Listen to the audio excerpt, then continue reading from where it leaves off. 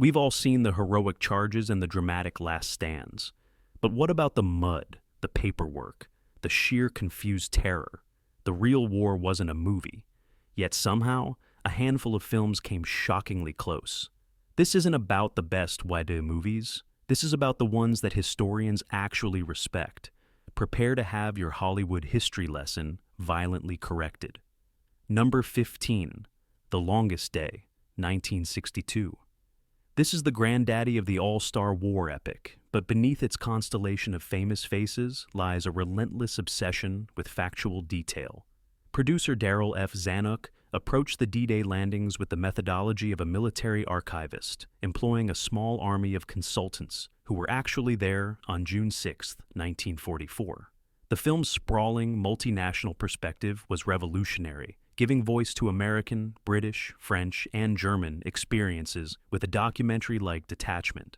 While the parade of cameos feels dated, the tactical execution is eerily precise.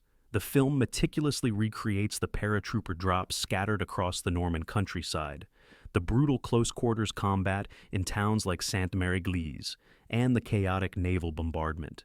It captures the pervasive fog of war, showing generals in the dark and small units achieving objectives through sheer desperate initiative. The production used real locations and, in many cases, actual military hardware from the era, including landing craft provided by the U.S. government. The film's black and white cinematography was a deliberate choice to blend seamlessly with newsreel footage, enhancing its sense of authenticity.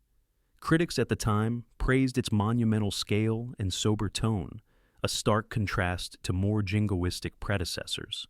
It set a new standard for historical scope, proving that a war film could be both a massive spectacle and a respectful recounting of events, even if it sacrificed deep character development for a broader panoramic truth. Number 14, Downfall, 2004. This is the film that dared to go inside the bunker and show the final, frothing collapse of the Third Reich, not as a cartoonish villain's demise, but as a claustrophobic study in human decay. Bruno Ganz's performance as Adolf Hitler is not an impression. It is a terrifying inhabitation, built on meticulous research into the Führer's medical conditions and recorded behavior in those last days. The film is based heavily on the memoirs of Traudl Junge, Hitler's actual secretary, giving it an unnervingly intimate, ground-level view of the apocalyptic final hours in Berlin. The accuracy is forensic, from the layout of the bunker complex to the petty squabbles between doomed Nazi officials like Goebbels and Bormann. It refuses to sensationalize, instead presenting the brutal logic of a suicidal ideology playing out to its grim conclusion. The chaotic street fighting above, seen through the eyes of a young boy in the Hitler Youth, is a terrifying portrait of a nation sacrificing its children to a lost cause. The film sparked international debate for its humanization of evil, but that is the core of its historical value. It demonstrates that monsters are not born snarling. They are created by pride, fear, and a terrifying disconnect from reality. Downfall stands as the definitive cinematic account of the Nazi endgame, a crucial lesson in how power unravels from the inside, surrounded by concrete and madness. Number 13, Tora, 1970. A stunningly balanced, almost clinical reconstruction of the attack on Pearl Harbor, this film is a miracle of binational cooperation and a testament to obsessive accuracy. The Japanese scenes were directed by Japanese filmmakers with dialogue in Japanese, presenting the Imperial Navy's perspective not as mustache-twirling villainy, but as a high-stakes strategic gamble. The film painstakingly details the planning, the diplomatic failures, and the catastrophic intelligence lapses on the American side that led to the disaster. The special effects for their time are breathtakingly realistic, using detailed miniatures and carefully choreographed pyrotechnics to recreate the sinking of the battleships. The film famously highlights the actual warning signs that were missed, from the radar detection of incoming planes to the spotting of a Japanese midget submarine. It avoids romantic subplots and heroic grandstanding, focusing instead on the chain of command and the fog of war. The attack sequence itself is a prolonged, horrifying spectacle of destruction that feels less like a patriotic rallying cry and more like a tragic autopsy of a massive military failure. While it was not a major box office hit, its reputation has grown enormously among historians and purists who value its even-handed, detailed approach. Tora remains the definitive cinematic document of Pearl Harbor, a film more interested in the how and why than in manufacturing easy heroes. Number 12, Das Boot, 1981. Forget every clean, adventurous submarine movie you've ever seen. Wolfgang Petersen's masterpiece is a visceral, sensory overload of claustrophobia, boredom, and sudden, screaming terror. Based on the wartime experiences of correspondent Lothar Günther Buchheim, the film is an uncompromising dive into the life of a German U-boat crew. The historical accuracy is felt in every rivet. The set was a full-scale, meticulously detailed replica that tilted and shuddered, and the actors went through a grueling training regimen to foster genuine camaraderie and exhaustion. The film masterfully captures the unbearable tension of silent running during depth charge attacks, the greasy, sweat-soaked interior of the boat, and the psychological strain of months-long patrols in the Atlantic.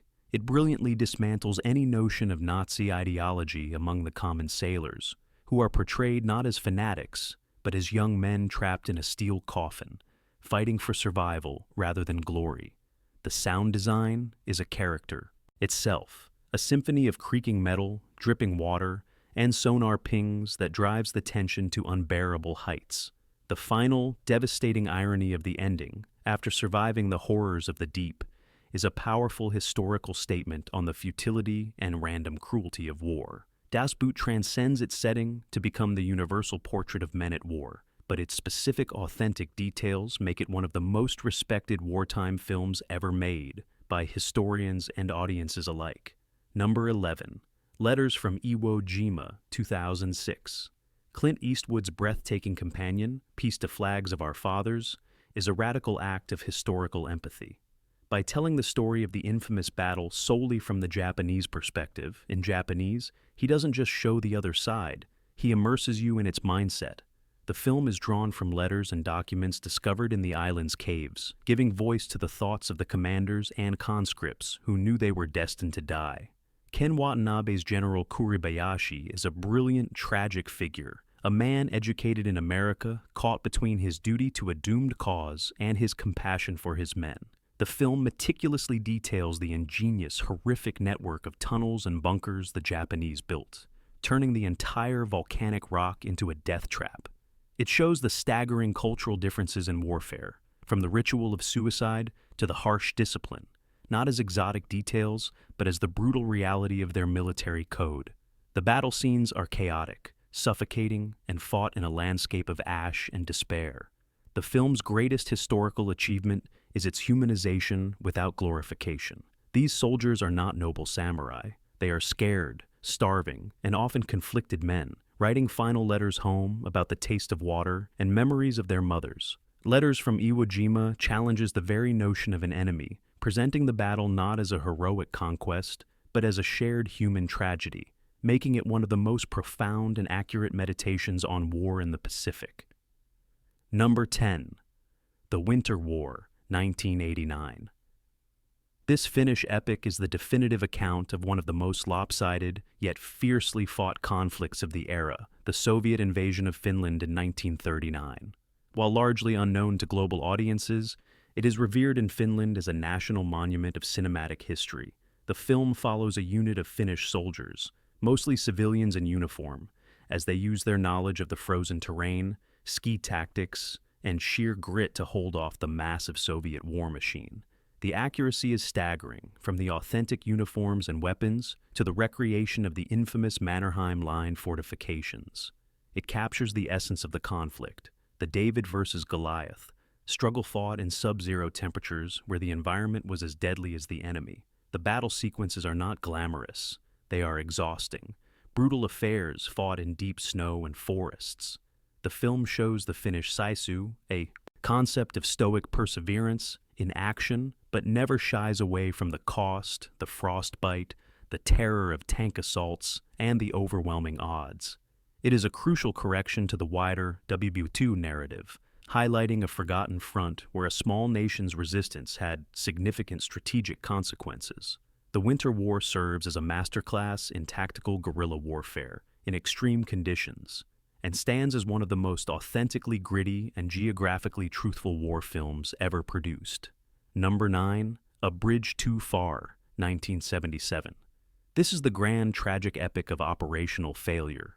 Telling the story of the audacious and doomed Operation Market Garden, the film assembles an all-star cast, not for glamour, but to personify the vast, complex chain of command that led to disaster. Directed by Richard Attenborough, it is renowned for its meticulous recreation of the massive airborne drops, the armored advances along a single highway, and the brutal street fighting in Arnhem.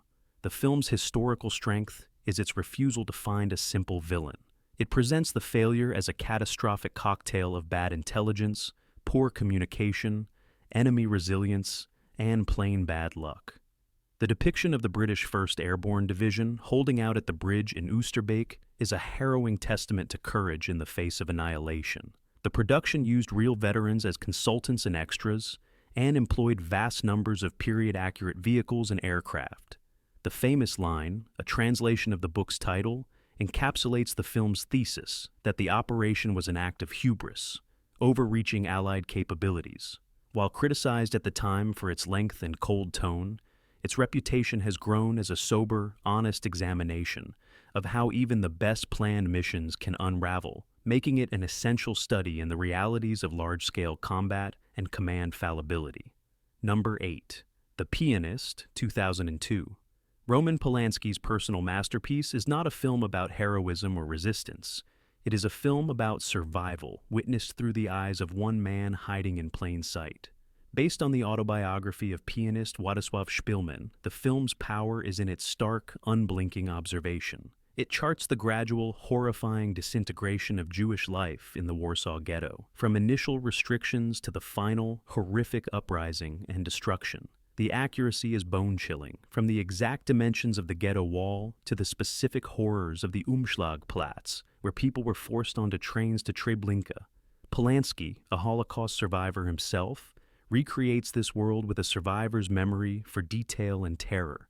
Adrian Brody's transformative performance is one of profound isolation and primal will. The film's most famous sequence, where Szpilman plays for a German officer, is based on a true event and captures a moment of fleeting, ambiguous humanity amidst the abyss. The Pianist avoids sentimentality and moral grandstanding. It simply shows with devastating clarity what one man saw and endured, making it one of the most authentically personal and historically credible accounts of the Holocaust ever put on screen. A document of endurance in a shattered world. Number 7. Come and See, 1985.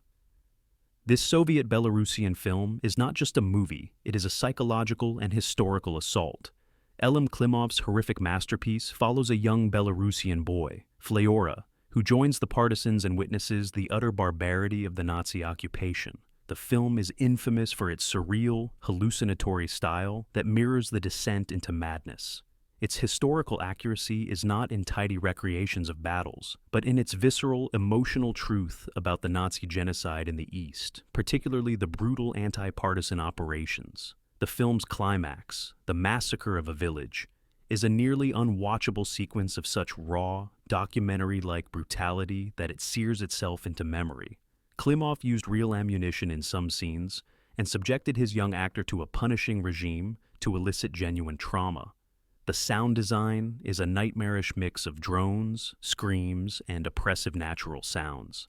Come and See strips away any notion of war as adventure, presenting it instead as a force that consumes innocence and destroys souls. It is considered one of the most powerful anti-war statements ever made and is used by historians to understand the visceral reality of the Eastern Front's cruelty, a reality often sanitized in Western accounts. It is a difficult, essential, and terrifyingly accurate window into hell. Number 6. Stalingrad, 1993. This German film is the visceral, ground-level answer to grandiose Eastern Front epics. It follows a small, disillusioned platoon of German soldiers from their optimistic arrival in the besieged city to their frozen, hopeless entrapment in the Kessel, or Cauldron. The film is renowned for its relentless, gritty realism. It captures the sheer industrial-scale slaughter of urban warfare, fought room by room, cellar by cellar. The cold is a palpable enemy, the hunger a driving plot point, and the decaying morality of the soldiers is laid bare as they struggle to maintain humanity in an inhuman situation. The production design is flawless, creating a landscape of apocalyptic rubble, twisted metal, and endless gray snow. The film boldly confronts the myth of the clean Wehrmacht, showing the complicity of ordinary soldiers in atrocities, while also generating a bleak pity for their doomed situation. It offers no heroes, only victims and perpetrators, often within the same person. Stalingrad is a harrowing corrective to romanticized war, a film that understands the Battle of Stalingrad not as a strategic turning point on a map, but as a meat grinder that consumed armies, a historical truth told from the devastating perspective of the losers in the pit. Number 5. Saving Private Ryan, 1998. The opening 24 minutes on Omaha Beach did more than just start a film. It's fundamentally changed the visual and auditory language of the war genre. Steven Spielberg's achievement is so often discussed for its technical bravura that its scrupulous historical accuracy can be overlooked. The sequence was crafted with input from D-Day veterans and military historians to an unprecedented degree. The chaos, the disorientation, the specific injuries, the sound of bullets hitting water, the design of the beach obstacles, all were rendered with forensic detail. But the film's accuracy extends beyond the beach. The portrayal of the Rangers as a cohesive professional unit, the depiction of the French countryside, the tactical discussions, and the final defense of the bridge in Ramelle, while a fictionalized culmination, are grounded in real small unit actions. The film captures the psychological wear on soldiers, the arbitrary nature of death, and the moral weight of the mission. While the core story is a parable, the world it inhabits is agonizingly real. Veterans of the campaign have attested to its visceral truth, with some unable to sit through the opening scene due to its traumatic realism. Saving Private Ryan set a new, enduring benchmark for historical authenticity in combat sequences, making the audience feel, hear, and see the war in a way no film had before. Number 4. The Thin Red Line, 1998. Released the same year as Saving Private Ryan, Terrence Malick's philosophical tone poem is its spiritual opposite, yet equally committed to a profound historical truth. Covering the Guadalcanal campaign, the film is less concerned with choreographed battles than with the internal landscape of men at war. Its accuracy lies in its immersive, sensory depiction of the Pacific theater, the oppressive heat, the dense alien jungle, the sudden eruptions of violence from unseen enemies. Malick used the actual Solomon Islands as a filming location, and the environment is a central, consuming character. The film explores the thoughts of soldiers from all ranks, from the private experiencing transcendent terror to the colonel wrestling with strategic waste. It presents combat not as a series of heroic actions, but as a chaotic, frightening, and deeply unnatural intrusion into a primal world. The Japanese soldiers are not faceless hordes, but are given moments of haunting humanity. The Thin Red Line is historically accurate in its portrayal of the psychological and spiritual cost of the Pacific War, the feeling of being lost in a beautiful, indifferent hell. It captures a truth that documents cannot. The internal war fought alongside the external one. Number 3. Flags of Our Fathers, Letters from Iwo Jima, 2006. We treat Clint Eastwood's diptyque as a single, monumental work because that is its revolutionary historical achievement. Taken together, they provide the most complete, nuanced, and morally complex cinematic portrait of a single battle ever attempted. Flags of Our Fathers deconstructs the myth-making machinery of war, showing how the iconic flag-raising photo was used for propaganda and how the surviving soldiers were haunted by the manipulation and the guilt of survival. It exposes the gap between the sanitized heroism sold to the public and the brutal, muddy, terrifying reality of combat on Iwo Jima. Letters from Iwo Jima, as detailed earlier, completes the circle by giving full humanity to the enemy in their fortified tunnels. The two films are in constant unspoken dialogue, creating a holistic view of the battle's tragedy from both sides of the lines. The production shared resources and a commitment to physical authenticity, meticulously recreating the island's black sand beaches and tunnel networks. This twin perspective moves beyond simple accuracy of events to achieve a deeper truth about the nature of conflict itself, the shared suffering, and the different cultural narratives that emerge from the same patch of bloody ground. It is a peerless work of historical synthesis. Number 2. Liberation, 1970-1971, and Battle of Moscow, 1985.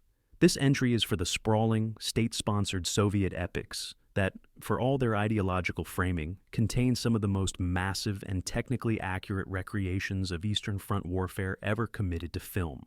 The Liberation series, in 5 parts, covers the Red Army's push from Kursk to Berlin, while Battle of Moscow details the defensive struggle in 1941.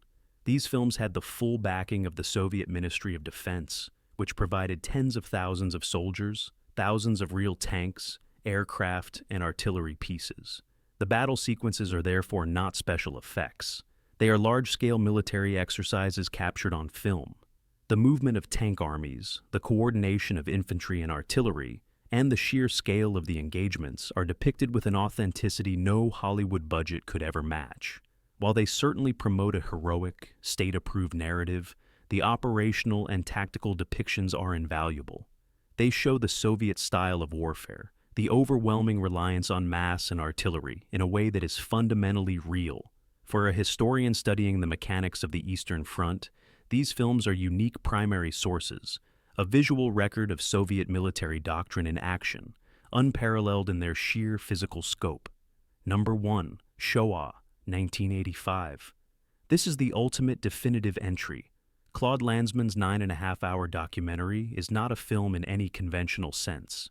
It contains not a single frame of archival footage. Instead, it is a monumental work of oral history, constructed from present-day interviews with survivors, bystanders, and perpetrators of the Holocaust at the exact locations where the events occurred, from the death camps to the empty fields that were once shtetls.